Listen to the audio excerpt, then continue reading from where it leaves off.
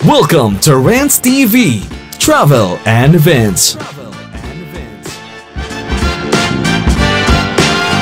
Hello guys, samahan niyo po ako mag-update dito sa Fort Santiago Esplanade as of today, January 9, 2025. At kaharap na po natin ang ongoing construction ng Fort Santiago Esplanade.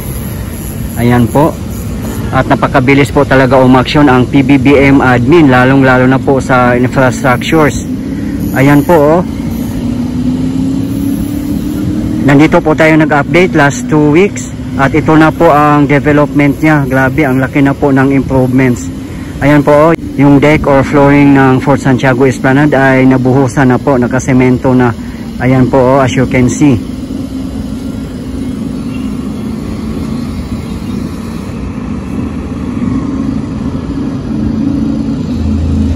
Piyesta po ng Nazareno ngayon. Pero sila patuloy pa rin nagtatrabaho. As you can see, ang daming mga workers na sa loob. Full blast po ang operation dito.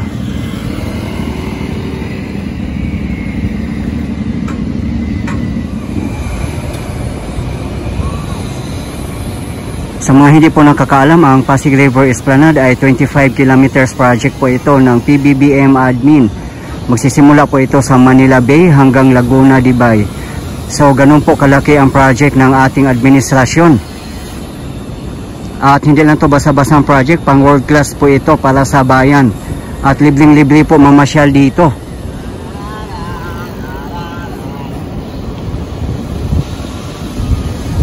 At yung natapos na nga po ang Phase 1 A and B sa likod po ng Post Office Building, at dito po sa Intramuros mismo ang Phase 1C.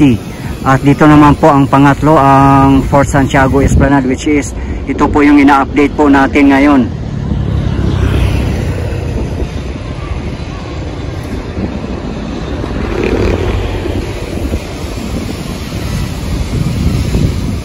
Sa tingin ko po yung mga pilote nakabaon na po lahat sa ground, at ang ginagawa na lang po nila ngayon ay magbubuhos at nagpe-precasting ng deck ng flooring. Ayan po, nagwe-welding pa po yung mga iba nating mga workers. Dito na po tayo sa ground. Yung mga dating mga bricks dito at mga upuan, giniba na nga po, at ito na po ang ipinalit nila. Ayan po, oh.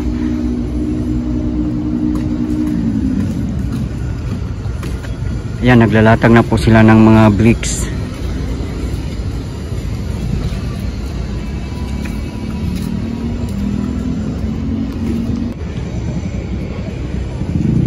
Ayan, part na po ito ng Plaza Mexico. Ayan po, at elevated po dito. Kasi dati hindi po siya naka-elevate, at ngayon po elevated na nga po. At yan naman po ang Binondo Intramuros Bridge Ramp. Pababa po yan ng Soriano Avenue. Dati po itong daanan ng mga sasakyan or mga jeep. Ngayon po sarado na po. Nasa kabilang side na po ang kalsada. Pinalaki at pinalawak na po nila ang Plaza Mexico. Ayan na po, oh.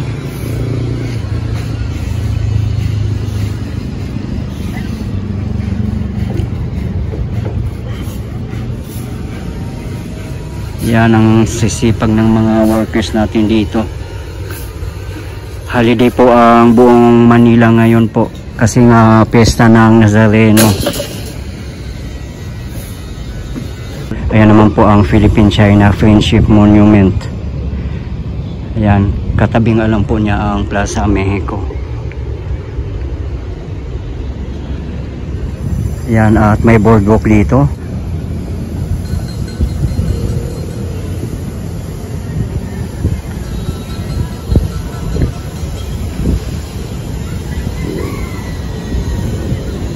At yung boardwalk ng Pasig River Esplanade, Plaza Mexico at Fort Santiago Esplanade ay iko-connect po yan dito. Ayan po.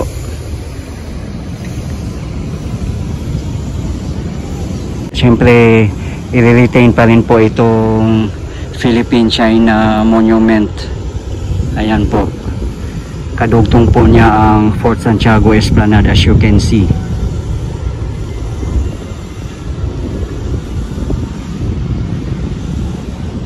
Di ba guys, napakasarap sa feeling at napakaganda tingnan na may makikita po tayong mga development katulad dito or glass projects. Sana po patuloy po tayong sumuporta sa ating government, lalong-lalo na po sa mga namumuno para patuloy po tayong uusad at hindi po tayo mapag-iwanan ng ibang bansa.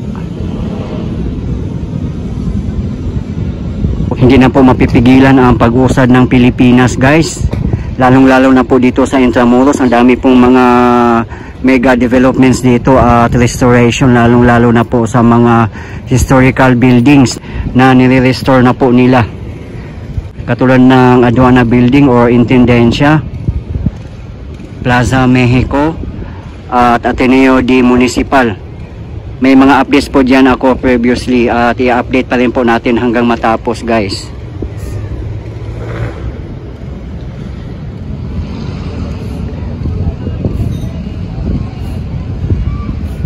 Ang target completion po nito guys ay January 16, 2025 at sana nga po matatapos siya kasi ilang araw na lang po. Ayan. Yan naman po sa tapat natin na nagsisitaas sa mga building ay Binondo. Sobrang progressive po dito sa Binondo. Grabe, ang ganda. Parang nasa ibang bansa ka rin pag nandito ka. Napakaganda ng ambience dito, mahangin at presko pa. Sobrang ganda po dito sa Binondo at Intramuros. Perfect po talaga na may bridge dito, Binondo and Intramuros. Kasi historical site po ang Intramuros at Binondo. At marami pong mga foreigners na mamasyal dito. Lalong-lalo na kung matatapos na yung Pasig River Esplanade natin. Mas lalong dadagsa dito ang mga foreigners at mga locals, syempre. Ito na yung pinaka boardwalk ng Fort Santiago Esplanade. Dito mismo sa harapan ng Maestranza. Expected nga itong matatapos within this month at sana nga po matatapos at talagang mabilis naman magtrabaho yung mga workers natin. As you can see, kahit holiday nagtatrabaho pa rin sila.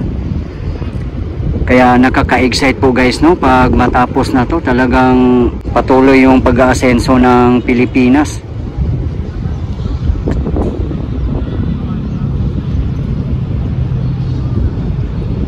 Sa mga gilid niya nagsisimula na po silang maglagay ng mga baluster. Ayan po oh.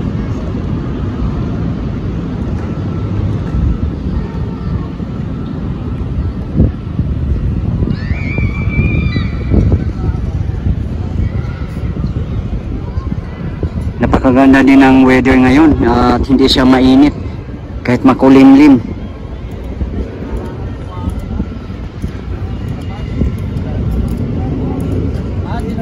Dito po na area dati may mga upuan po dito at naka-bricks at ngayon naman po pinalitan nila ng turf fiber.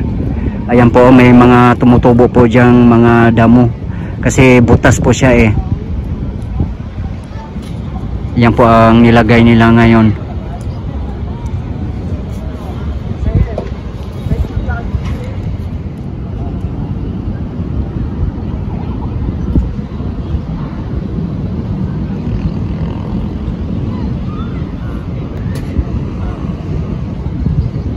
Ayan na po ang Fort Santiago sa bandang unahan, yung may mga puno.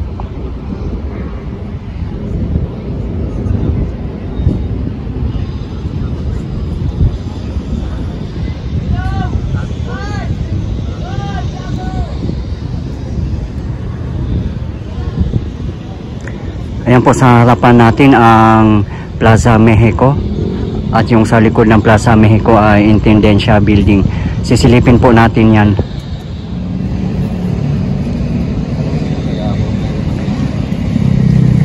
Pati sa ilalim ng Binondo Bridge ay sakop na rin po ng Plaza Mexico. Ayan, at may mga upuan na rin po pala oh. May mga halaman na rin na nakatanim. Ito po yung boardwalk ng Plaza Mexico.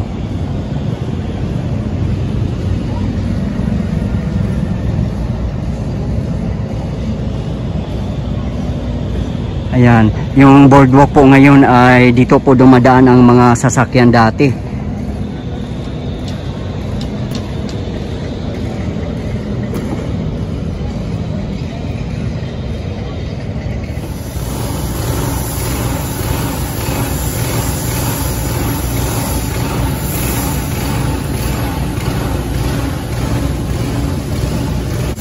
Ayan, dito lang po tayo sa harapan ng Plaza Mexico. At yung sa likod naman po ang Intendencia or Aduana Building.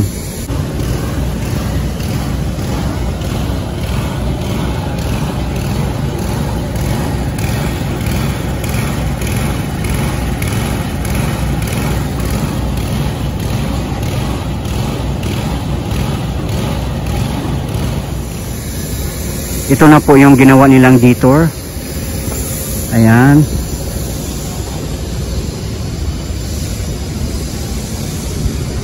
Ayan, naka-bricks na nga po itong sidewalk dito. Part of the Plaza Mexico. At yan naman po ang Pasig River Esplanade. Dami po mga materials dito. Turf fibers at mga bricks. Nakalagay na po sila ditong bollards lighting na napakaganda. Ayan po.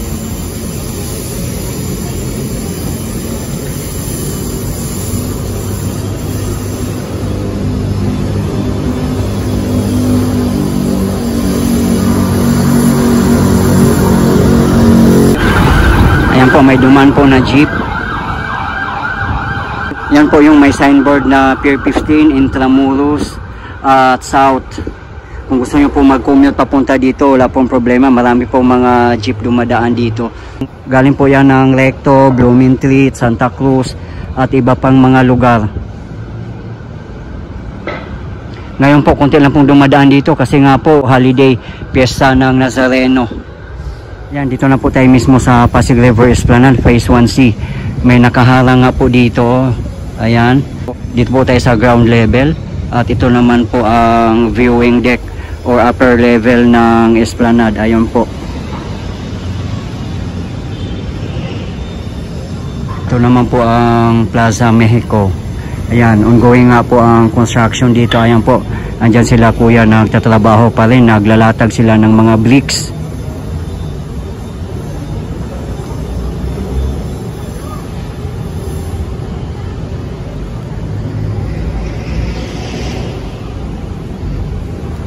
Ito po yung boardwalk ng Plaza Mexico. Nakakunik nga po ito sa Pasig River Esplanade. Ayan, unfortunately marami ding mga nakabandal dito sa poste ng bridge.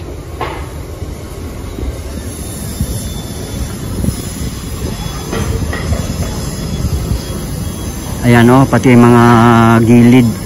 Ayan o. Sana nga po no, wag tayong magbabandal at magkalat dito kasi world class pasyalan po ito at para malinis po ang ating kapaligiran, lalong lalo na po sa mga basura. Itapon po natin properly para mapanatiling malinis ang ating kapaligiran. Kasi po kung tapon po tayo ng tapon ng mga basura na kung saan saan, magkukos po yan ng baha at iba pang mga calamity.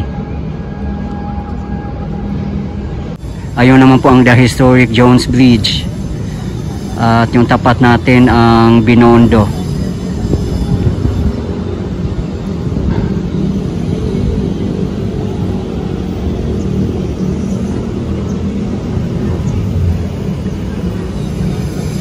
Yan yung the iconic Binondo Intramuros Bridge.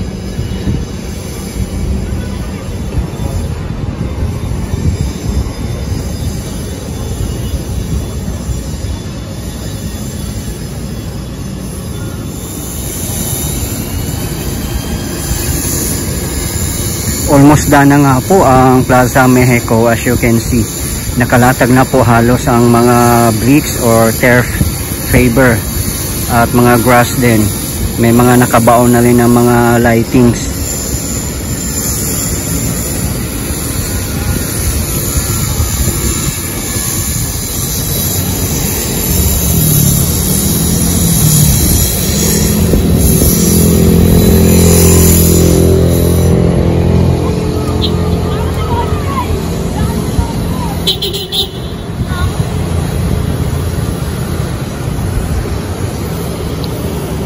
Ayan naman po, katabi na ng Plaza Mexico ang Bureau of Immigration.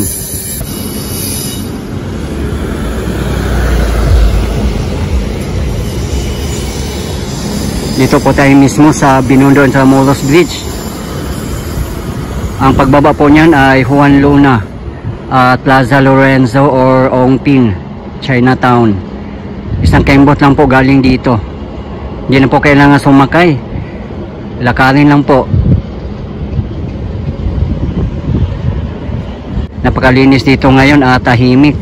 Wala ding mga vendors at tuluyan na yata silang pinagbawalang magtinda dito sa bridge. Mga nandito, mga bikers na lang at mga nag-chill-chill. Ayun po ang Fort Santiago Esplanade.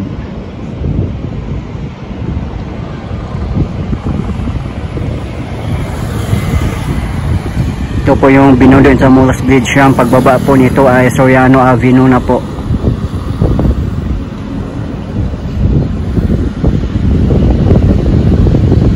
Sa mga hindi po nakakalam, ang Pasig Labor Esplanade ay sa likod lang po ng Post Office Building in Loton, Manila.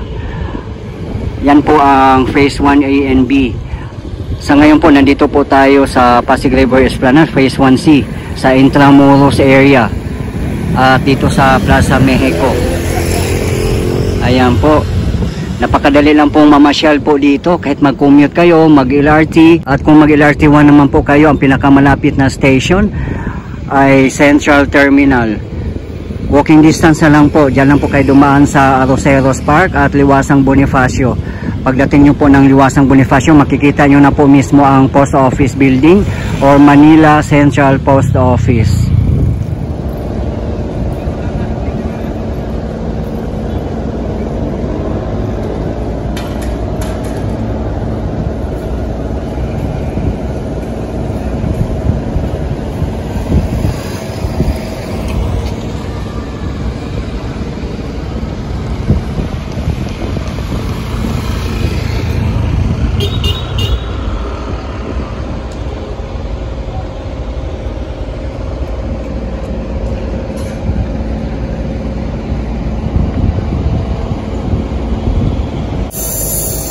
Ayan po ang former president ng Mexico na si Adolfo Lopez Matthews.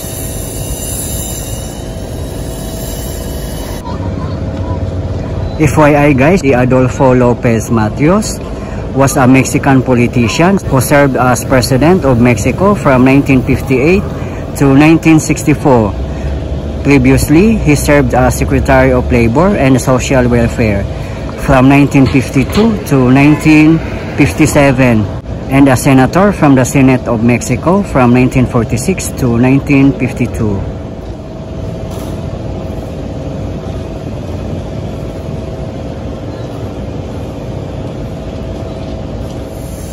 Ayan na po ang sidewalk ng Plaza Mexico na napakaganda. At dito na side mukhang tapos naman po.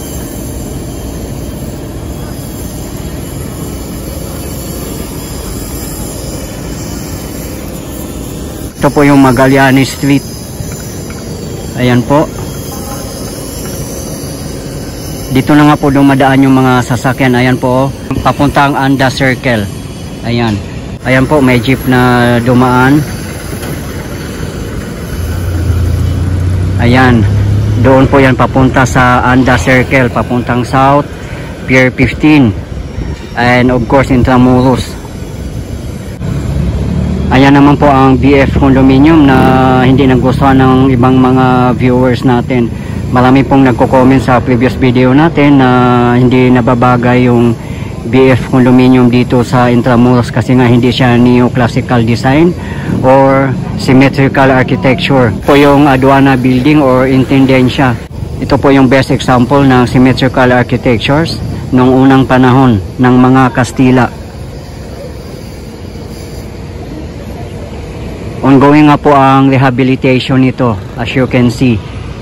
Ayan po, sa loob ng Intendencia Building ay marami pong mga workers na tatrabaho doon at meron pang crane. So yung nasa loob po ang unang ginagawa nila. Ang mga hindi po nakakaalam, ang Intendencia Building ay dati pong government offices for several years. At ngayon naman po nire-restore po nila as National Archives of the Philippines.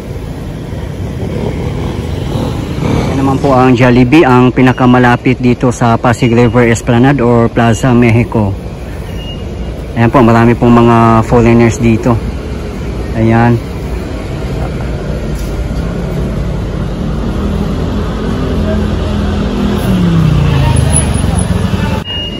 Sa bandang unahan lang po ang Manila Cathedral at Plaza Roma.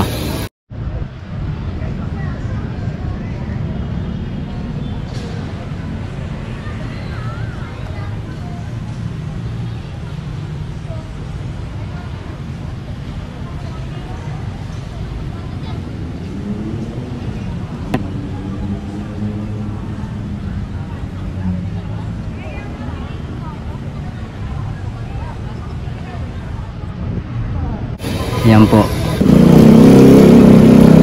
Ayan po sa bandang unahan po. Diyan po ang General Luna Street. Doon po makikita ang San Agustin Church, the UNESCO World Heritage.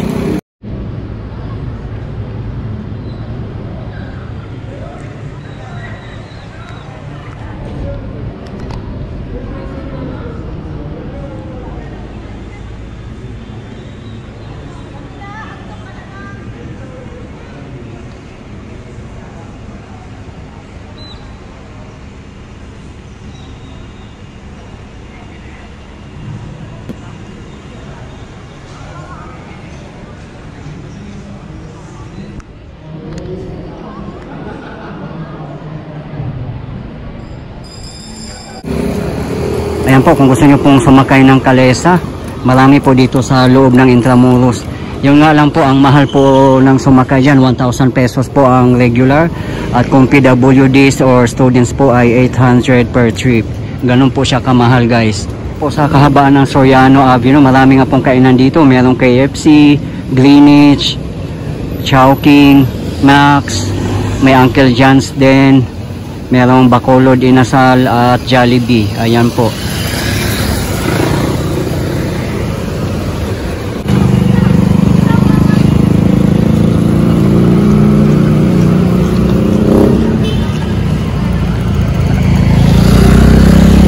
Ayan po ang Binondo Intramuros Bridge. At iikotin po natin tong Aduana Building or Intendencia. Dito po along Moralia Street and Magallanes Street. Ito po yung Solana Street.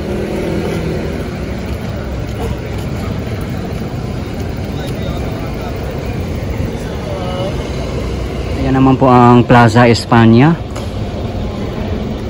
At nandyan din po ang monument ni King Philip of Spain. Ayan po.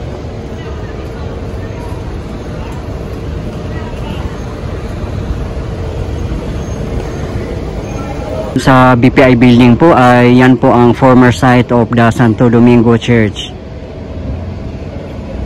Yan, at sayang po no, wala na po yung Santo Domingo Church, nasira po noong World War II.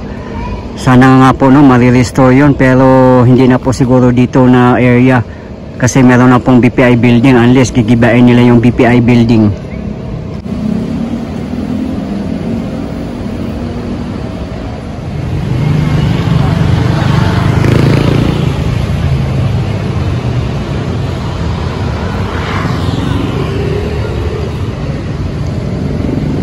May mga nag-comment nga din sa previous video natin dito na sana daw i-restore ng government yung mga nasisirang mga building. Katulad din po sa ibang bansa na nire-restore nila.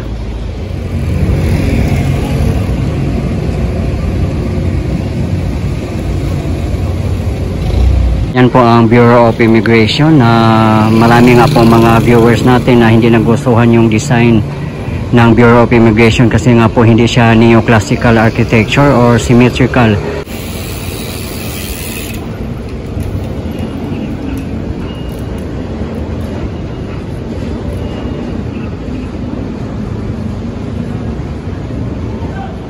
Yung white building, ayan po ang BPI building na dating Santo Domingo Church.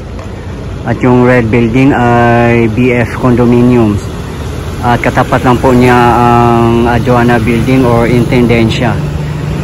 At ngayon nga po ay nirestore na as National Archives of the Philippines.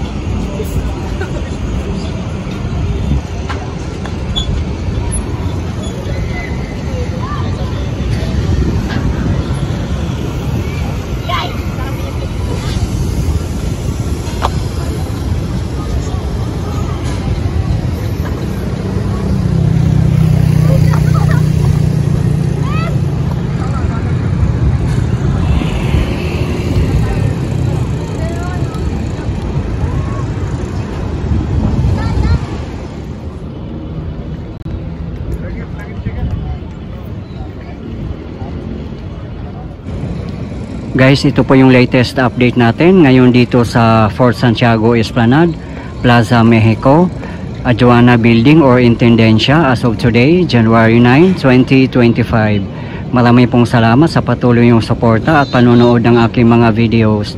I really appreciate po.